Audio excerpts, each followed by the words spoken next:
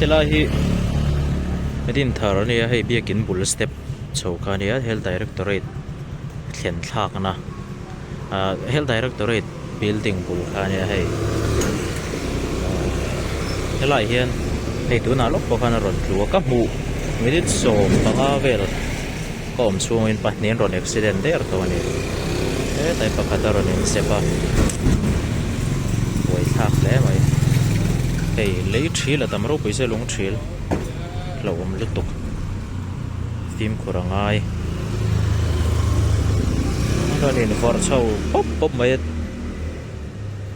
tingen lai chat thina hei ta hen lu metin ko ma ron tlule nol zel maya pahni anon tlu der mai relo te chung kon lawm hle mai tim khurangai ni hi an lai dan zong hi hei a paiwa chong in ania lu kol sam chi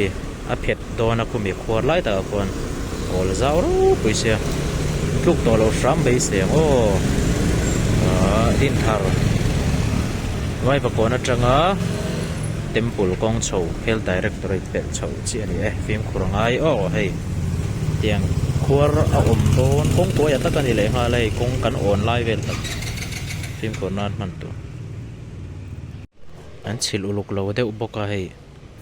chil uluk de se chuan tiang ani lo tur ania